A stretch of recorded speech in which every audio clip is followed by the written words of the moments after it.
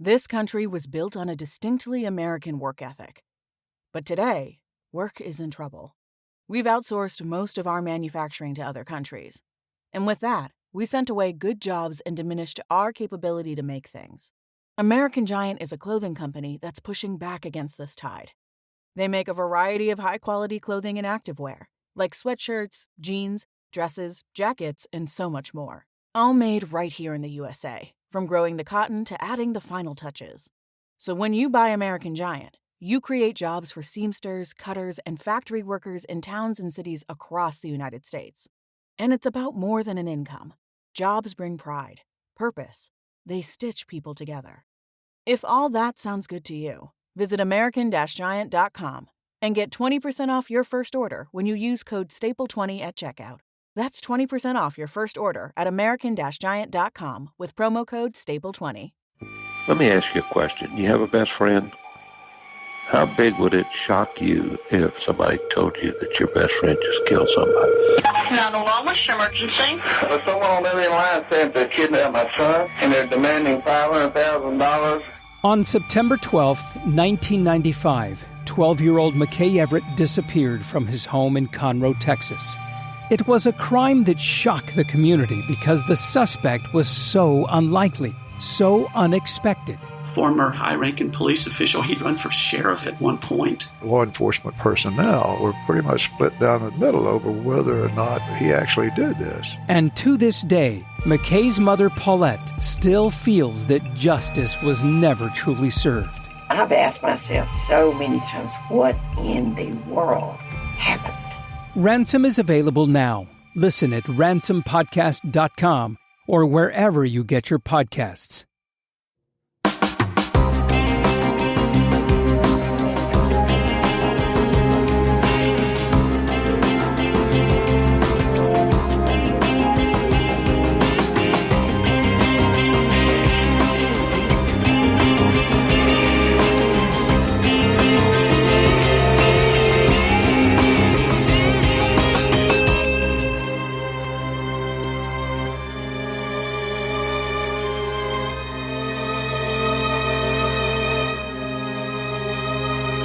Hello, everyone, and welcome to episode 364 of the True Crime All the Time Unsolved podcast. I'm Mike Ferguson, and with me, as always, is my partner in true crime, Mike Gibson. Gibby, how are you? Hey, I'm doing pretty good. Pretty good. On TCAT, I think you said you were doing really good.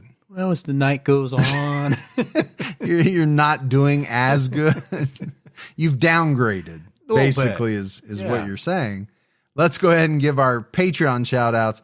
Lori McConaughey jumped out at our highest level. Hey, Lori. Shane. What's going on, Shane? Kat Stewart. Oh, hi, Stewart. Beth Armstrong. What's going on, Beth? Sarah Greathouse. That's an awesome house, that great house. Joshua Grant. Hey, Joshua. Missy Jones. What's happening, Missy? Trick Captapon. Well, that's a different name, huh? It Trick. Is. Misty Horn. What's going on, Misty? And last but not least, Nicole Baldwin. From the Baldwin family. Thank you. The Baldwin family, yep. And then if we go back into the vault, this week we selected Timothy Manier. Well, thank you, Tim. Yeah, we appreciate all the Patreon support. We also had what I believe is the biggest PayPal donation we've ever received, and that came from Kelly Krug. Well, the Krugs came through. Yep. Kelly did. Thank you. Amazing. Appreciate it very much. Gibbs, we have an episode out right now on True Crime All the Time where we're talking about Roderick and Mark Newell, two brothers who became suspects when their parents disappeared. There's a financial component, but it's a different type of case. There's a lot of nuances to it. First of all, it took the police many years to figure the story out. And then even after they did, there are a lot of questions about how much involvement each brother had in what ultimately happened to their parents. Yeah, and you're asked that question to the end. Yeah, absolutely. All right, buddy, are you ready to get into this episode of True Crime All the Time Unsolved? I am. We're talking about the murder of Henry McCabe. Henry McCabe was a loving husband, father, and a hardworking employee of the Minnesota Department of Revenue after a night out with friends. celebrating Labor Day weekend, Henry was dropped off at a gas station. He went missing for nearly 2 months. Then his body was found in a lake 7 miles from where he was dropped off. Investigators said there was really no evidence of foul play. But in the early morning hours on the day of his disappearance, Henry left his wife and brother a disturbing voicemail that suggested something was wrong and that possibly he was attacked and shot. His family and friends believe Henry's death was not accidental. They believe he was murdered. You ever been to Minnesota? I don't believe I have. Okay. And if I go, I'm not going to talk like that. Why? That's how they're going to talk when you're there.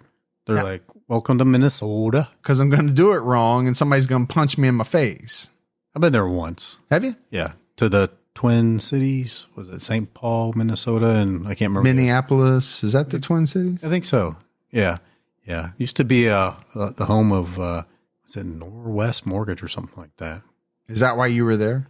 I can't remember why I was there, to be honest. But I did end up going to the Mall of America. Yeah.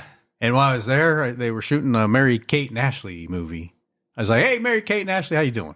They didn't take kind of that. And they didn't offer you a part or anything?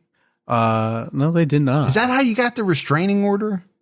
Yeah, maybe. Yeah. Okay. Yeah. All right. So Henry Toby McCabe was born on September 16th, 1983. He was only 32 years old when he died. Henry was originally from Liberia. According to his profile on Find a Grave, Henry moved to Ghana as a teenager and graduated high school there. He was elected senior class president. Just like you, El Presidente. I was not senior class president. That would have been responsibility, something that I was not a fan of in high school. Took you a very long time to learn that, didn't it? Yeah, not long at all.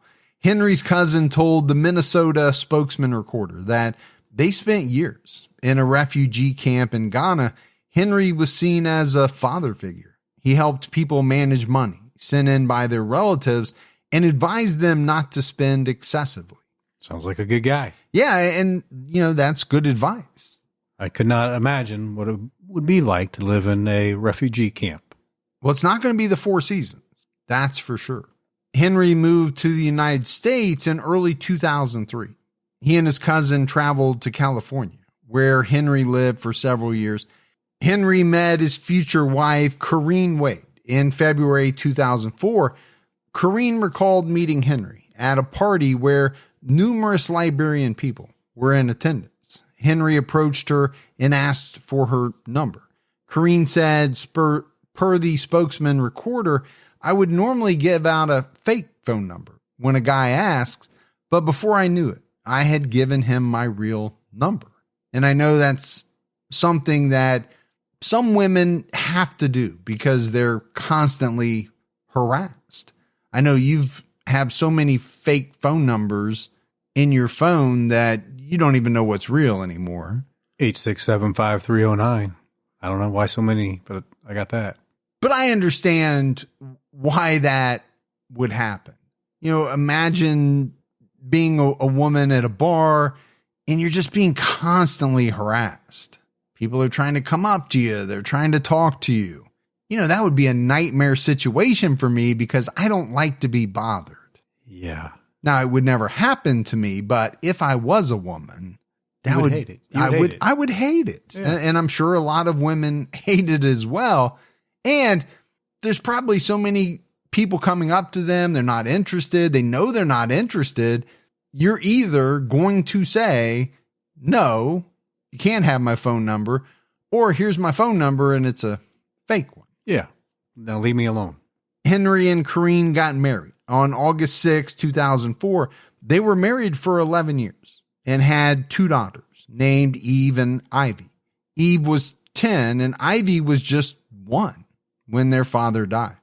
Corrine said that Henry taught her how to cook African food. She joked that she made him skinnier when she practiced cooking. You probably remember the days of teaching your daughter how to cook, because I know it had to be you that taught her. My youngest? Yes. Yes. My oldest never was into it, but my youngest loves to cook. But what I want to talk about is her making him skinnier when she practiced her cooking. Something that I experienced after first being married to my wife, who could not cook a lick when we first got married. And really still can't. Sorry, Shannon. No, I'm just joking. Yeah, and she would admit to anyone. She hates to cook. It's not that she can't. She just dislikes it so much. And to really prepare a good dish, you got to put a little love into it. You do. When you don't like to cook, it's hard to do that. Yeah. According to the spokesman recorder, she said about her husband, he just cares about people's needs, pushing for paid parental leave, caring for those that are oppressed and in need. Material things were nothing to him. Well, think about where he came from and what he went through to get to the spot he's at now. I mean, he saw some things, and to grow up and to live in a refugee camp for a while, you're going without a lot of the things that we take for granted. And I don't know if that helped shape his views. I'm sure it did in some part. Maybe he already had some of that even before that, but you can tell by the way that Corrine talks about Henry. This was a guy who really cared about others. Henry was determined to build a successful life for himself and his family. He earned a Bachelor of Science degree in both economics and accounting from California State University. Henry worked in finance. He completed an internship at an accounting firm in the Bay Area in 2009. From 2010 to 2011, he was an independent contractor and did insurance premium audits. In 2011, he was hired as a financial analyst for Target. And this is really kind of a feel-good part of the story. You know, here's a guy who, like you mentioned, was living in a refugee camp, eventually made it to the United States, ends up getting 2 degrees, and is really making a life for himself. He's thriving. Yeah, he's doing very well. Henry and his family moved from California to Mounds View, Minnesota in early 2012. He was hired as a corporate auditor for the Minnesota Department of Revenue. Henry enjoyed his job and was described as friendly and outgoing in the workplace. His coworkers remembered him as a loving father and someone who was always willing to help others. Henry liked to socialize during lunch and was known for sharing his food with his coworkers. You know who didn't share their food with coworkers? You. I was going to say, no one would ever say that I was known for sharing my food with coworkers. I don't like to share my food with anyone. I'm a very giving person, except for when it comes to food and beverages. You didn't even want people in your office while you ate. You would close your door to make sure that, That had nothing to do with the food. That was just because I didn't want to talk to anybody. Oh. Henry enjoyed discussing politics with other people. It was said that he had an open mind and was interested in local and international issues.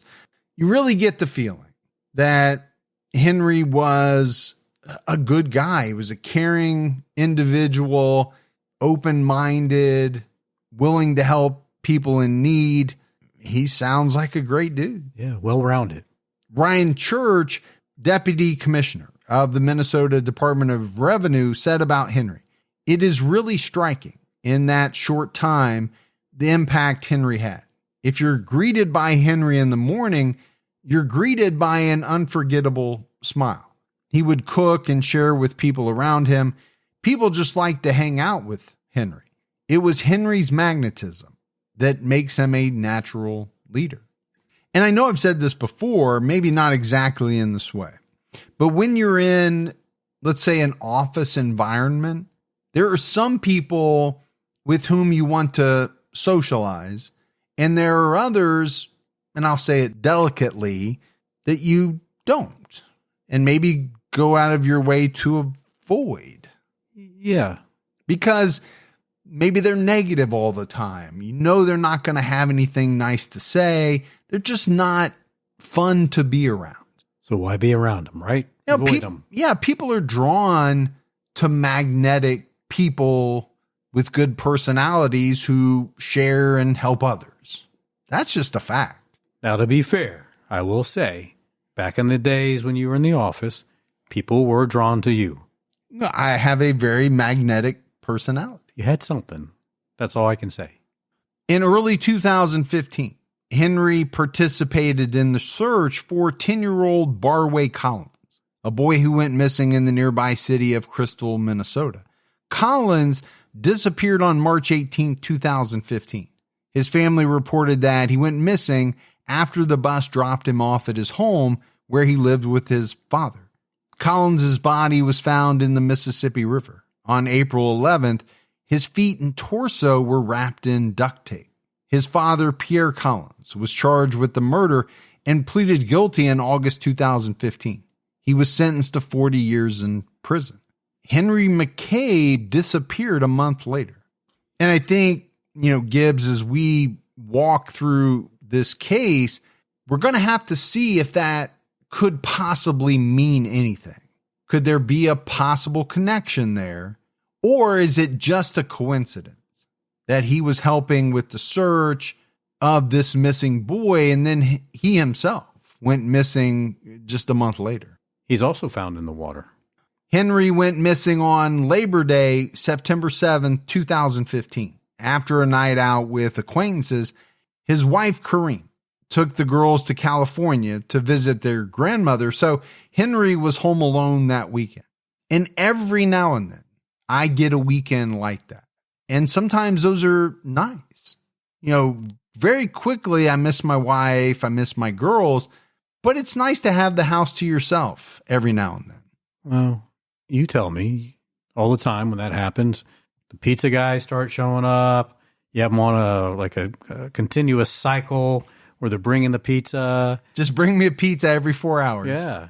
Henry was out with an acquaintance named William Kennedy and another unnamed individual. According to Kennedy, they rode to the club together. They left a club called Pavlitsky's on Highway 65 in Spring Lake Park early on September 7th. Kennedy said that at around 2:15 a.m., he dropped Henry off in nearby Fridley, Minnesota, at a Super America gas station on 73rd Avenue. Minutes later, at 2:23 a.m., Henry called his wife and left a disturbing voicemail. He also called his brother, Tim Borbor, who received a similar voicemail. While it's difficult to understand what's going on, his wife and brother believe Henry was in distress. When he called them, it seemed like it was possible it could have been a pocket dial. So we're going to play the voicemail now, and then we'll discuss it.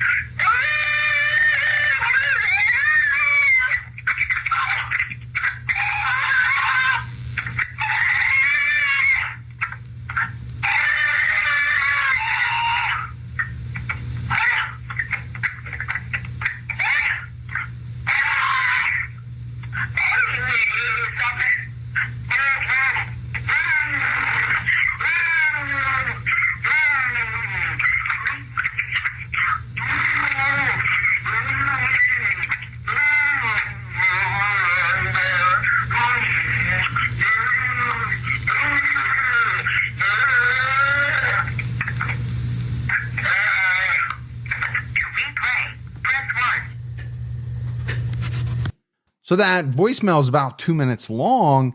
It's very hard to figure out what is happening. The sound quality is not great, but that could be because maybe the phone is in his pocket or something like that. It does sound like there's growling sounds.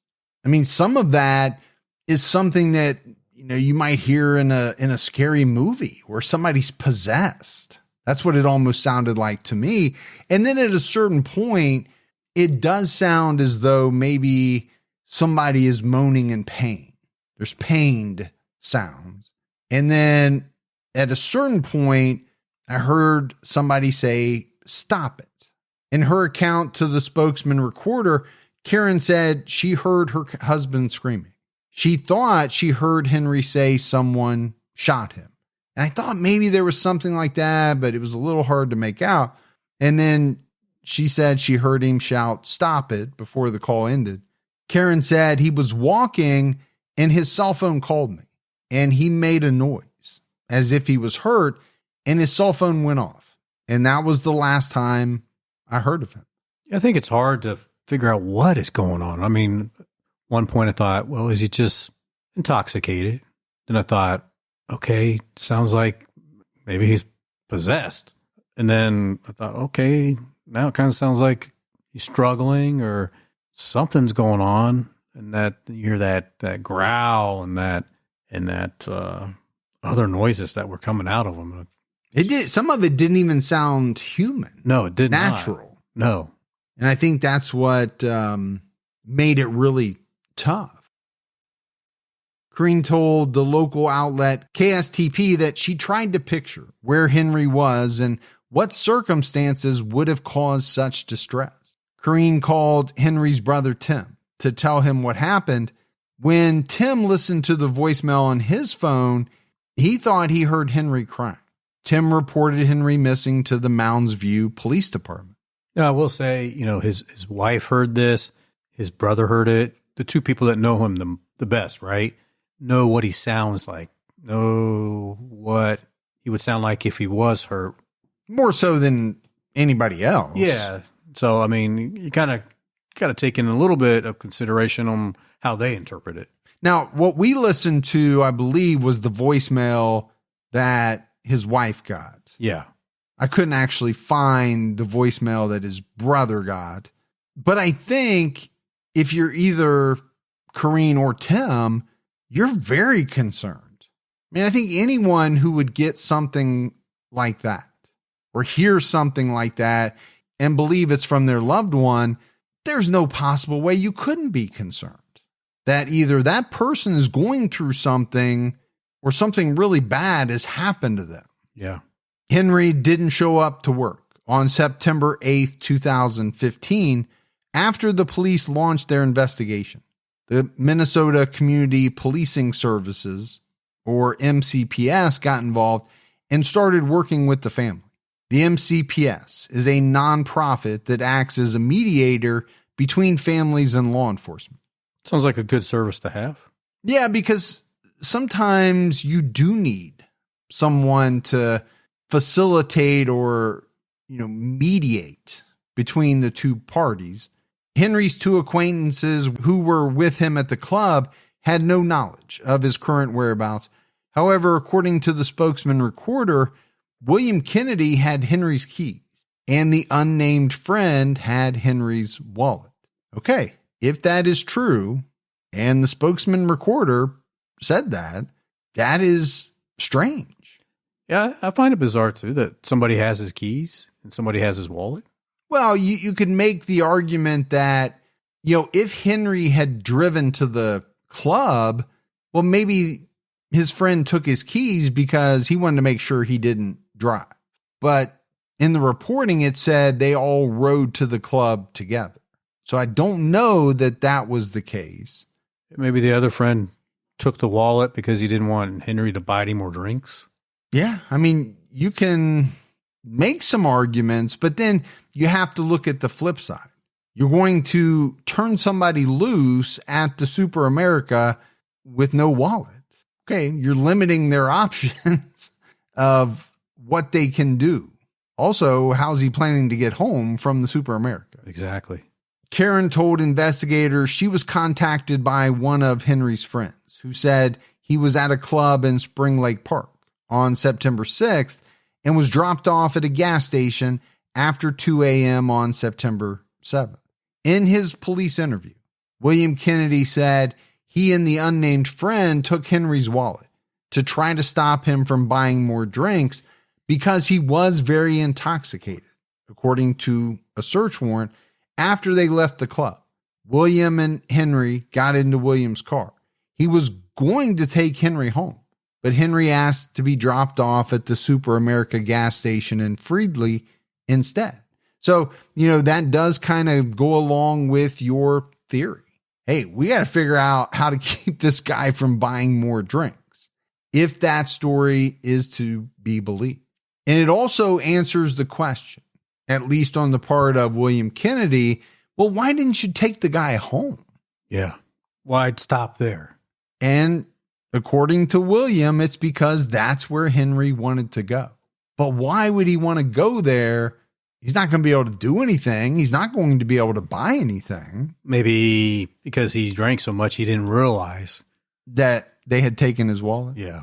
I mean, look, it's fun to hang around a Frank the Tank for a little bit, but... Oh, it can get old real quick. Yeah. I've been on both sides of it. Oh, I know. The local police, volunteers, and the Minnesota Community Policing Services initiated search efforts. There were multiple searches, but none of them proved fruitful. Based on statements, the Mounds View police believed Henry was given a ride and dropped off at the Super America on 73rd Avenue, north of Fridley. Officers requested surveillance video to try to determine Henry's whereabouts. They were also awaiting information from Henry's cell phone provider to track his phone on the night of his disappearance. And to me, those would be two very logical places to start. And you think there definitely would be some video from the gas station? Yes. And they should be able to track him using his phone. A search warrant filed in the Ramsey County District Court states that Henry is heard yelling, screaming, and making noises in the strange voicemail from September 7th. And I think all of that is true.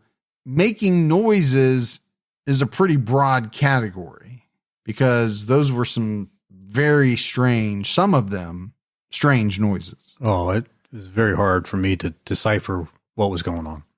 Mounds View Police Chief Tom Kinney later said investigators were unable to make any definite conclusions about the disturbing voicemail per ABC. And I don't know how they could. I mean, you could listen to that thing 1,000 times. It's going to be hard to make anything out of it. Yeah, I don't even know if an expert could figure it out. Well, the audio was sent to the FBI for further analysis and cleaning up. Investigators listed other factors in the search warrant.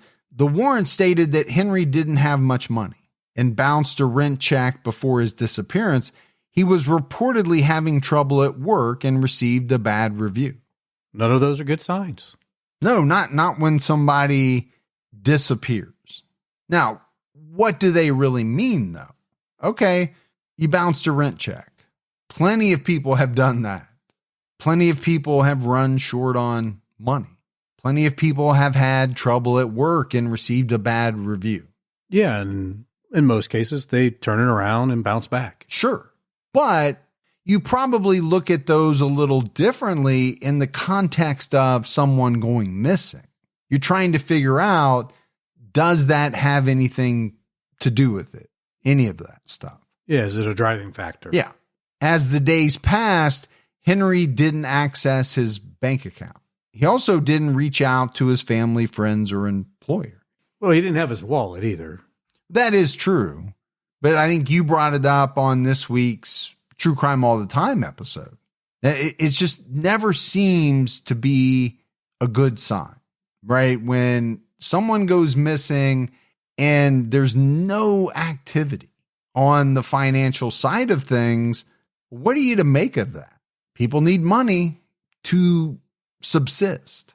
So either they have a wad of cash in their pocket or something bad happened to him.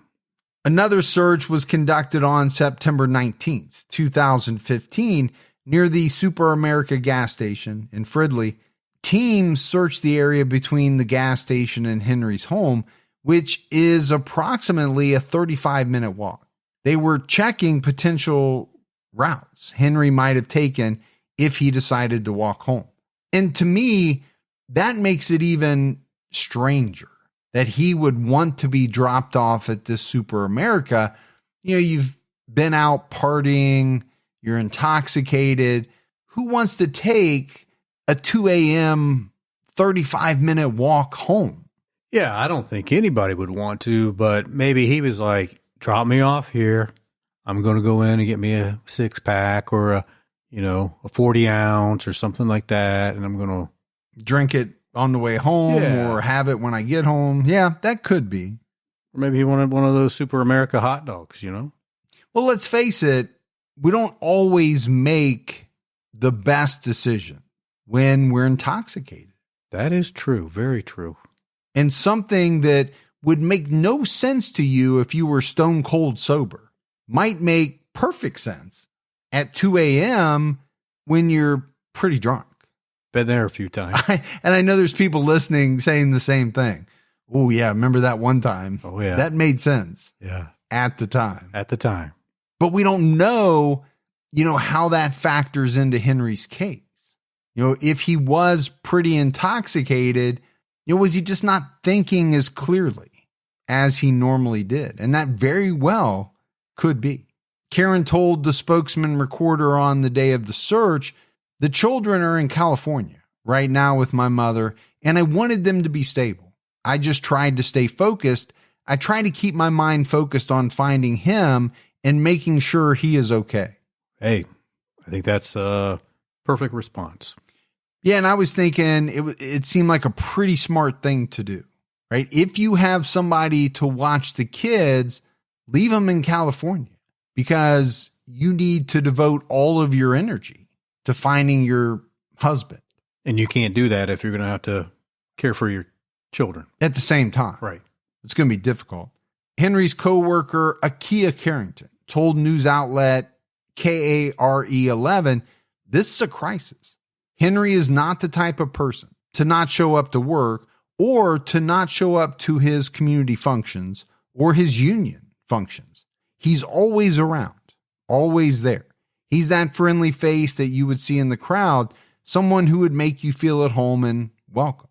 And this is something that we hear about a lot of people. When you have someone who is extremely dependable, the fact that they miss something, they don't show up to something, that is a huge red flag to people who know them because that's just not who they are. It's not what they do. The one thing I'm wondering is, you're hearing all these great things about him at work. I just find it a little strange that he got a bad review. Yeah, I was curious about that as well. Now, it could be that his coworkers love him, think he's great, but maybe there was something else going on where his performance wasn't as good as it had been before. I don't know, but it did seem strange. Yeah. And I think it's a question to ask, how does it play into his disappearance, if it had anything to do with it at all? Investigators soon learned that William Kennedy's statement about where he dropped Henry off was not accurate. When the police checked security footage from the Super America gas station, his car was not seen. Kennedy said he might have dropped Henry off at a different gas station. Okay, that's a problem. It does seem to be a problem, and here's why. I don't know how much this guy had to drink. Hopefully not much at all because he was the one driving. I would think that if you found out the next day that your friend was missing, where you dropped him off would be set pretty concretely in your mind. Yeah, you would hope, right? This is the time that I dropped him off. This is where I dropped him off. Now, the time I see, that as maybe fluctuating a little bit, but the location, that seems like it would be something pretty easy to recall. And we're not talking 6 years later. Right. That would be different.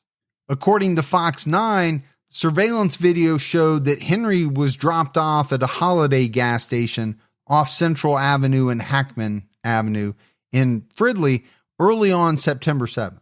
However, according to the Twin Cities Pioneer Press and the Minnesota Spokesman Recorder, when authorities reviewed the security footage from various gas stations in the area, none of them captured Kennedy's vehicle. Okay, this is kind of shifting a little bit. Yeah. So investigators decided to look into William Kennedy's story further, which they have to do. So far, it hasn't checked out. Yeah, until you can verify what he's saying actually occurred. Of course, you got to keep checking it out because otherwise it looks very suspicious. Well, it looks suspicious because the biggest part of your story is where you dropped him off. And now they're saying that can't be true. Yeah. Mounds View Police Chief Tom Kinney told the Twin Cities Pioneer Press that piece of information isn't so 100% that we can discount his version. There are technical things. For example, if there's a problem with the surveillance system or if the car just isn't captured on camera, does that mean they were never there? Kennedy is one of others associated with Mr. McCabe that we need to establish their path that night. And I think he is making a good point. The absence of something doesn't always mean the same as the presence of something, if that makes sense. It does. If you saw his vehicle, well, for sure he was there. But not seeing the vehicle on camera, does it 100% mean that he couldn't have been there that night? No. Could he have pulled in to a spot that, wasn't covered by a camera? Again, not knowing the camera layout and the coverage and all that, but it's possible. Yeah, I believe that. Kinney did say that William Kennedy was not a person of interest, and his statement was one of many being investigated. At one point, he went with investigators to show them where he dropped Henry off. So it's not like this guy was not being cooperative. He was. Well, the police thought he just wasn't being honest. Yeah, I do believe they thought that. Now you have Chief Kinney coming out and saying he's not 100% on that. But you would have to say it doesn't look great. Henry's phone data confirmed that he was in Spring Lake Park and Fidley. However, the last ping, which occurred around the time he left the mysterious voicemail, indicated he may have been near Creekview Park in New Brighton, Minnesota. New Brighton is about 7 miles from Fridley, where Kennedy said he dropped Henry off. Well, 7 miles is a pretty good distance to walk on foot. Yeah, it's a lot farther than I'm comfortable walking, totally sober. It's definitely not something I would want to do at 2-3 o'clock in the morning after I've been drinking. And I would think it would take a couple hours to walk that. Yeah, I don't know exactly. That sounds pretty reasonable, but I would also think it might take you even longer if you were drunk. You might be stumbling a little bit. You might go the wrong way at a certain point in time. Or you're not walking a straight line. You're not walking a straight line, that's for sure. Phone records showed Henry's phone made 3 calls after he was last seen, per the Twin Cities Pioneer Press. The press noted that William Kennedy could not be reached for comment. And you can make of that what you will. A lot of times you see that in a documentary where there are less than flattering things said about an individual, and at the end it says this person would not return our phone calls or could not be reached for comment. Yeah, I'm sure those individuals just want this to go away, whatever it's around, right? Mm-hmm. In this case, William probably just, can this just go away? All I did was give a guy a drive, to a gas station. Well, if that's what he did. Yeah.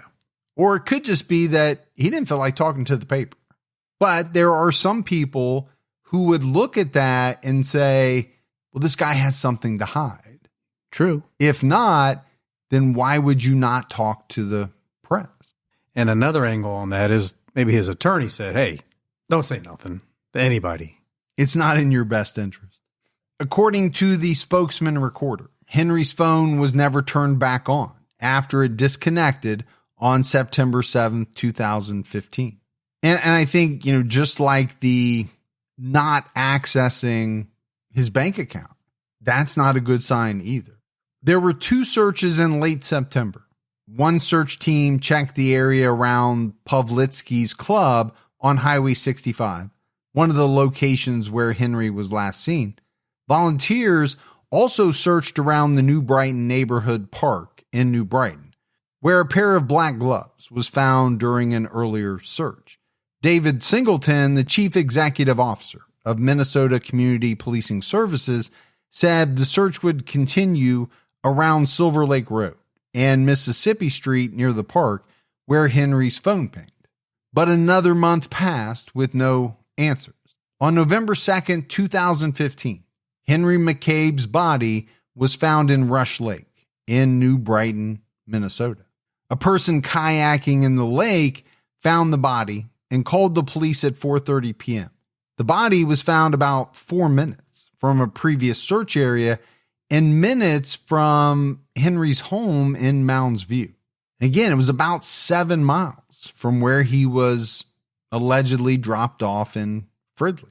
And here's yet another example of, someone out having fun, going about their day, doing a little kayaking, and they stumble upon a dead body.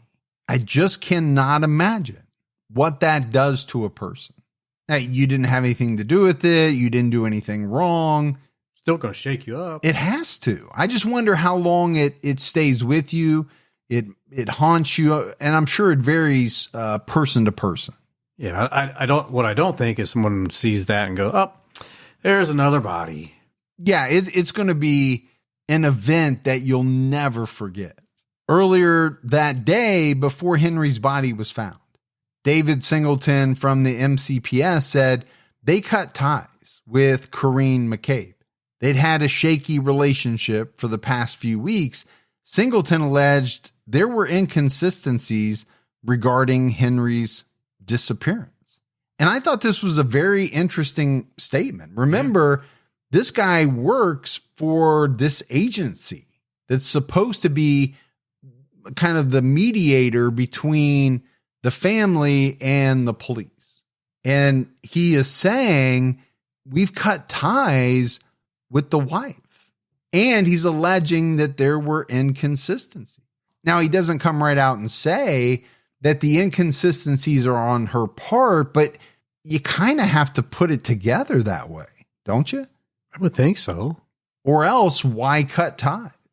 So does that make either her or the police look bad, or is it just one of those situations where no one's going to be able to help smooth things over? So there's no reason for them to be involved.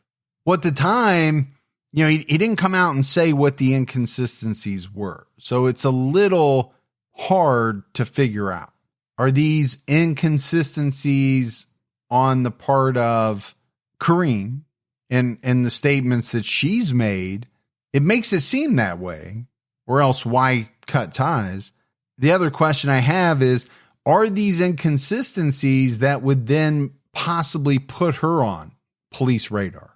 The police weren't sure how long Henry's body had been in the lake, but it appeared that it had been there for a while, based on decomposition. Henry's body was officially identified on November 3rd. The Mounds View Police Department issued a statement. At this time, the death does not appear to be suspicious, but the cause of death is still undetermined, pending toxicology result. The police department wishes to thank the numerous volunteers involved during search efforts the last several weeks. Kind of a generic statement, right? It is. Now, depending on the decomposition, could they tell that, there was no gunshot wound, there was no knife wound, there was nothing, on the outside of the body that would make it seem as though he was murdered. And therefore, what they are waiting on are the toxicology reports to see what's in his system. But I don't know that for sure. It's the way it makes it sound. David Singleton from the MCPS said, as quoted by the spokesman recorder, He doesn't appear that he will come here to Rush Lake on his own. It appears that someone has brought him to this location. Individuals probably would have been aware of this location or tracked it some type of way. It's not a location that you can get to easily just off the main street. Based on the evidence we have, we believe he was not brought here on his own free will. And isn't that a little bit different than what the police are saying? Well, I think it's different from the standpoint of, the police say the death doesn't appear to be suspicious. This guy's saying he wasn't brought there of his own free will. Then that leads you to believe that there was something suspicious about his death. Now, I think from the police viewpoint, they're looking more at maybe the body than they are the location. Yeah, I think that's a fair assessment. And maybe at the time, they didn't want to say more because the toxicology results were still pending. But let's really break down what this guy is saying, right? This is not a place or an area, at least to him, that he thought Henry McCabe would have walked to voluntarily. So maybe somebody gave him a ride as he was walking that direction and tried to mug him, rob him. What are they going to rob? Well, they didn't know, though, right? Oh, that he didn't have his wallet? Yeah, I mean, I'm sure we'll get into theories, but that's possible. The problem with a case like this is there's a lot of things that are possible. Over 100 people attended a vigil for Henry later that month. His mother, who lives in Liberia, spoke to the spokesman recorder over the phone. She wanted to know what happened to Henry and stated, "Someone killed my son." And we've actually had this in a number of episodes recently. Had the same thing in the Rebecca Corium case where people were notified that their loved one was killed, but they're in a completely different country. And that's got to be so difficult. Yeah, it must be a very, very helpless feeling. But she's also not mincing words. She firmly believes someone killed her son. Pastor Marie Vant said at the vigil, per the spokesman recorder, Henry was not an isolated person in the middle of the dark. Henry had a life. Henry had a family. He had children, and he had a mother. Henry had brothers. Henry had friends. Before Henry died, he was pleading to someone who dropped him in the dark. Henry paid for you to learn the lesson. When he got off from that car in that morning, he had no idea that he was going to die.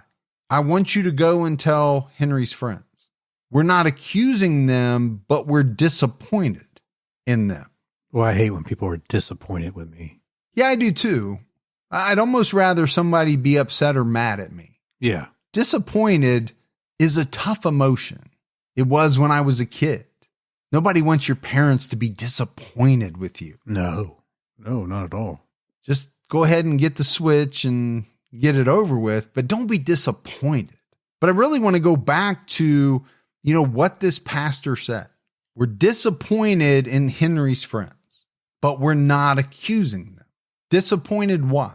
Because they dropped him off at some gas station that can't be proven and allowed him to walk home instead of just driving him home, forcing the issue. No, we're going to drive you home. We're going to take you where you can just walk up to your door. We know you're safe. And I think it's a good point. I get it. This guy comes out and says, Henry wanted to go to Super America. Hey, I've had friends who wanted to do a lot of things that didn't make sense.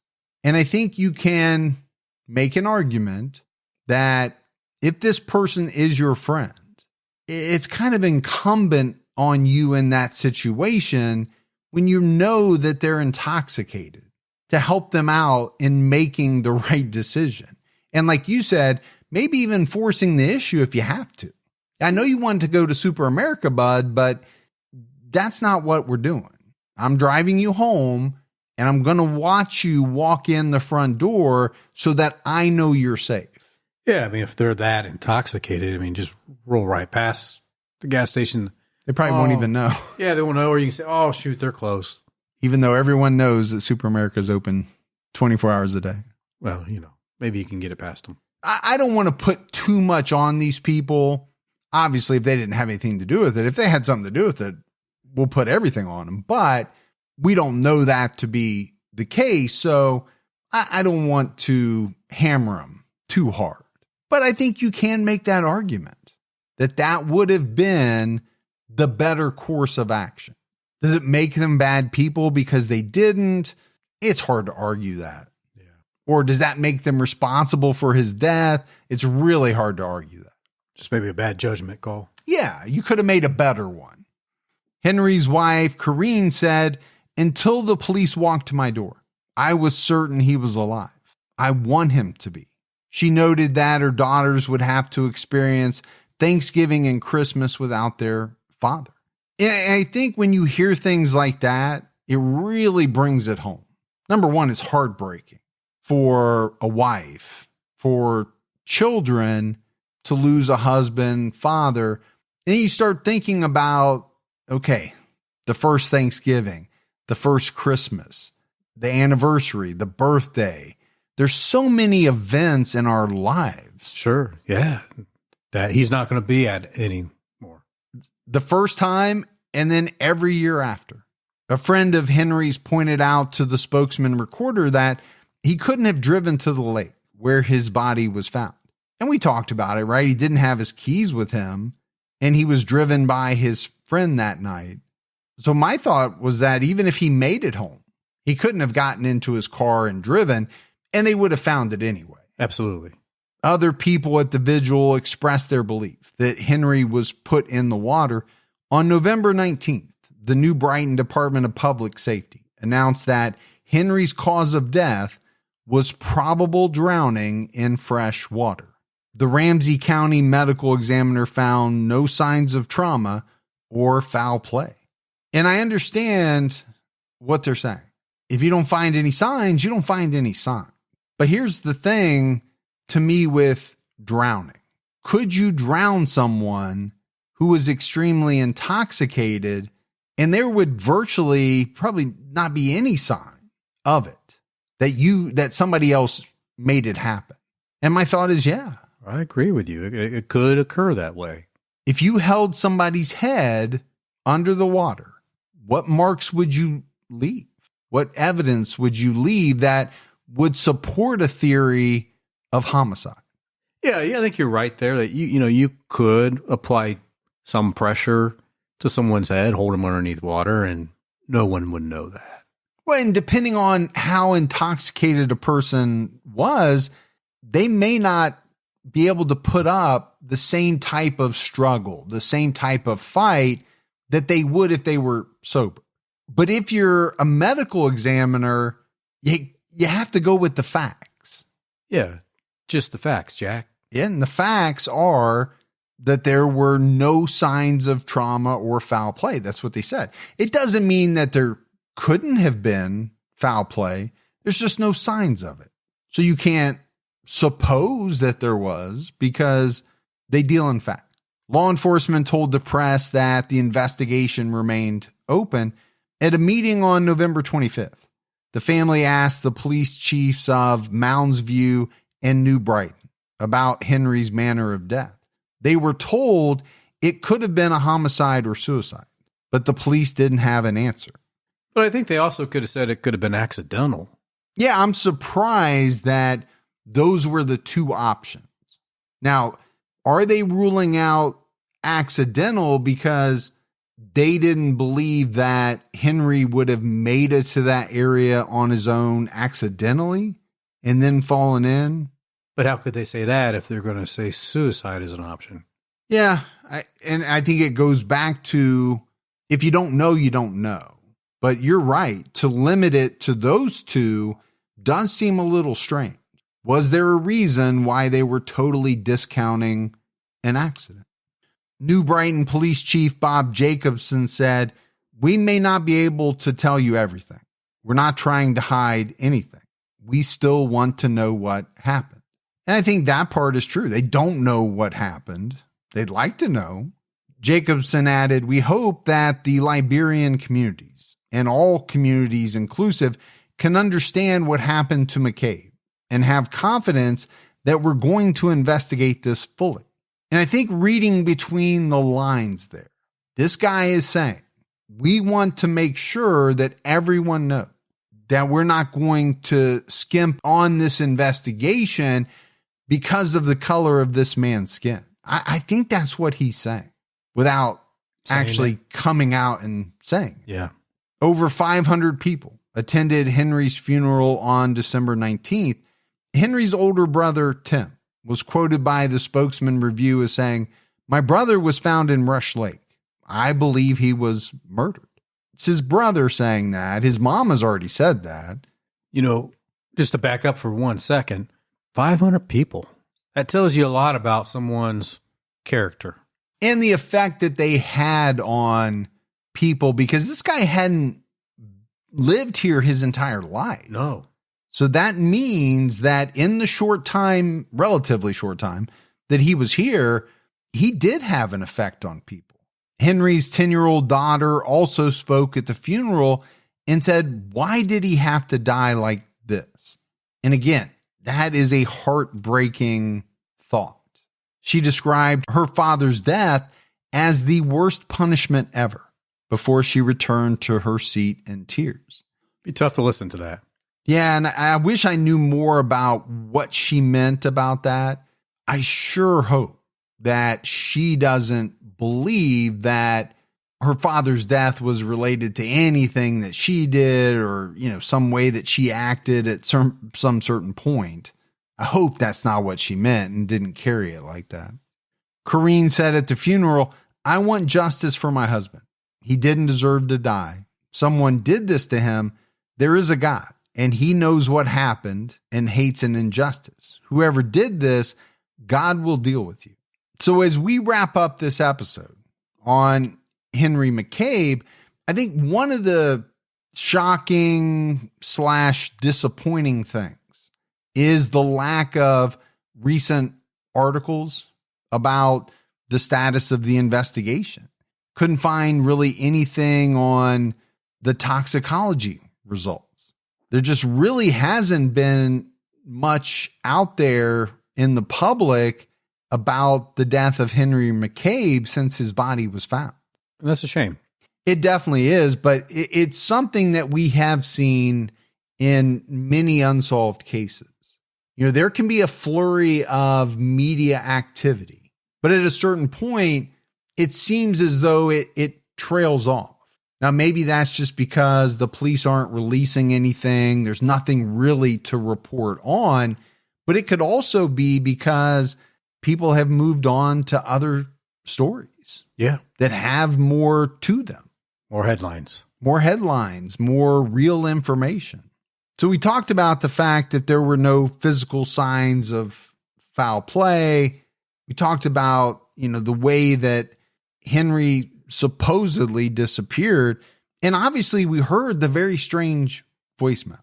And I think all of that has led his family and friends to believe he was murdered. I don't know what the police believe. I don't think they have enough facts to come out and really say much. And it's actually smart of them not to say much if they don't have anything. You better hold it close to them until they're ready to release that information. But that leads to a lot of frustration for friends and family of someone, you know, who has died in what you'd have to call a very mysterious way. You know, where are things at? And there could be things happening behind the scenes. The police don't come out and say everything. You actually heard that guy say it. We're not going to tell you everything. No, they need to have that just in case down the road they get somebody that could be a potential suspect, right? They want to be able to see if their story matches what they know. And they could already have somebody in their sights. Yeah. You don't want to let that out. You don't want to let out why it is you have that person in your sights. You don't want to scare that person. And so there are a lot of reasons why police would not want to disclose certain things. But, you know, I think going back to this voicemail, I just don't know what to make of it. You know, was this Henry being taken by somebody to this area? What were all the strange noises, the almost like growls? Yeah. Was it fighting, tussling with someone? They said that he wasn't shot. Nope. But it did sound like he was in pain at a certain point. It sounded like he was almost like moaning. I think it's one of the big mysteries in this case. What really does that voicemail mean? What are those sounds? Well, maybe eventually somebody with the really good quality audio equipment will be able to analyze it. Well, that's the other thing, right? The paper said that they sent it off to the FBI, but then there was no reporting after that. Yeah. So were they able to clean it up? Did they hear anything? We don't know. And if they did, maybe the police don't want to release it. That could be as well. According to the Spokesman Review, the Minnesota Community Policing Services is offering a $5,000 reward for information leading to the arrest and conviction of those responsible for the death of Henry McCabe. You can call 651-485-9211 or email David Singleton at communitypolicingservices@gmail.com. You can remain anonymous. Well, that's good. Somebody could have seen something that night. They could have been driving around, walking around, and maybe they've been scared to say anything. And just it's time to say something. Help this investigation out. Yeah, I still think it's strange that they never saw William Kennedy's car on any of the surveillance footage from the gas stations. Again, does it mean 100% that he wasn't at any of those? No, but you would think he'd have been caught on one camera at least. Yeah. But that's it for our episode on Henry McCabe. We got some voicemails, Gibbs. You want to check those out? Let's hear them. Hi, guys. My name is Sarah. I'm calling from Comanche, Oklahoma. Just love the show, and I was hoping that you could feature a case from my hometown that could really use some help in gaining attention and hopefully to push for some more answers. The case is for Noah Pressgrove from Comanche, Oklahoma. He was found dead on the highway after a Labor Day party with a group of friends. Their medical examiner has just released the full autopsy report on May 13th. There's a Facebook page, Justice for Noah Pressgrove. There's lots of information out there. But at this time, the family and the town is asking for answers. It's a very sad case. Lots of small town gossip would make great contact, but really asking for some additional help and maybe getting the word out about this case. Love you guys. Love the show. Thanks so much. All right. It's one that we will definitely check into. Sounds like there's something or things are happening. Sure does. Right now. So we'll definitely check it out, Sarah. Hi, guys. This is Mindy from Oklahoma, and I've been listening to your podcast for years, and I'm going back through the episodes from 2017, 2018, and where Bertie got his motorcycle, and you went to go see him for lunch. I'm imagining Gibby getting on the back of the motorcycle, and you guys heading to lunch, and it's cracking me up. Anyway, keep your own time ticket, and love you guys. I'm definitely Team Gibby. Bye. Well, one thing I can say for sure is that Gibby never rode on the back of my motorcycle. Ever. No. You drove. I rode the bike. Yeah. We went separately and met up at the restaurant. I don't ride that way. Nor should you. No. Yeah, I'm not going to put my hands around your waist. It's not your hands I'm worried about. I don't want you pressed up against me in any form or fashion. That's a bumpy road. Sorry, buddy. It's not going to happen. That's funny, though. All right, buddy. That is it for another episode of True Crime All the Time Unsolved. So for Mike And Gibby. Stay safe and keep your own time ticking.